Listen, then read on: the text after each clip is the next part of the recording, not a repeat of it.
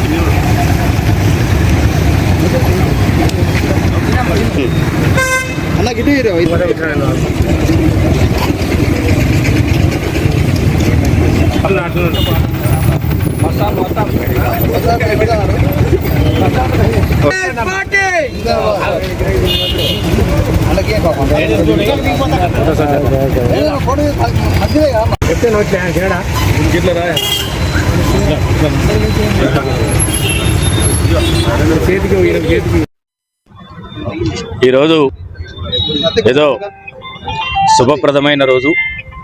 ఎందుకంటే కాంగ్రెస్ పార్టీ కోసం, కాంగ్రెస్ పార్టీ కుటుంబానికి సంబంధించిన వెంకటస్వామి గారి తనయుడు, మాజీ ఎంపీ, అదేవిధంగా ఈరోజు చెన్నూరు శాసనసభ్యులైనటువంటి శ్రీ వివేక్ వెంకటస్వామి గారికి రాష్ట్ర మంత్రివర్గంలో తోడు కల్పించిన ఏఐసిసి అధ్యక్షులు మల్లికార్జున ఖర్గే గారికి, అదేవిధంగా సోనియా గాంధీ గారికి, అపోజిషన్ లీడర్ రాహుల్ గాంధీ గారికి, అదేవిధంగా ఈ రాష్ట్ర ముఖ్యమంత్రి రేవంత్ రెడ్డి గారికి, పిసిసి అధ్యక్షుడు మహేష్ కుమార్ గౌడ్ గారికి, అదేవిధంగా ఈయన మంత్రి కావడానికి సహకరించిన ప్రతి ఒక్కరికి కూడా రామగుండం పారిశ్రామిక ప్రాంతం నుంచి కాంగ్రెస్ పార్టీ పక్షాన కృతజ్ఞతలు తెలియజేస్తూ ఉన్నాం. తెలంగాణ రాష్ట్ర సాధన కోసం వివేక్ గారు చేసిన కృషిని ఈ ప్రాంత ప్రజలు ఎన్నడూ మర్చిపోరు. ఎందుకోసం అంటే ఆయన గతంలో కూడా కేంద్ర మంత్రి పదవిని త్యజించి తెలంగాణ రాష్ట్రం కోసం కొట్లాడినటువంటి వ్యక్తి వివేక్ వెంకటస్వామి గారు. అంతేకాకుండా ఏనాడు కూడా ఎటువంటి అవినీతి మచ్చ లేని నిఖార్సైన నాయకుడు వివేక్ గారు. వివేక్ గారి గురించి ఈ ప్రాంతంలో అభివృద్ధి కోసం అని చెప్పి ఆయన పడిన తపన మరింత ఈ ప్రాంత అభివృద్ధికి, ప్రత్యేకించి పెద్దపల్లి పార్లమెంటులో అభివృద్ధి కార్యక్రమాలకు, పేద ప్రజల బడుగు బలహీన వర్గాలకు ఆశాజ్యోతిగా ఉన్నటువంటి వివేక్ వెంకటస్వామి గారికి రాష్ట్ర మంత్రి వర్గంలో చోటు కల్పించిన ప్రతి ఒక్కరికి కూడా మరొక్కసారి ఈ ప్రాంత కాంగ్రెస్ పార్టీ పక్షాన, ప్రజల పక్షాన కృతజ్ఞతలు తెలియజేస్తూ ఉన్నాము. వివేక్ గారికి మంత్రి పదవి ఈనాడు కాదు, ఎప్పుడో రావాల్సింది. కానీ ఆలస్యంగా అయినా ఈరోజు ఆయన మంత్రి పదవి చేపట్టడం ఈ ప్రాంత ప్రజలందరూ కూడా గర్వించదగ్గ విషయం అని చెప్పని తెలియజేస్తా ఉన్నాం.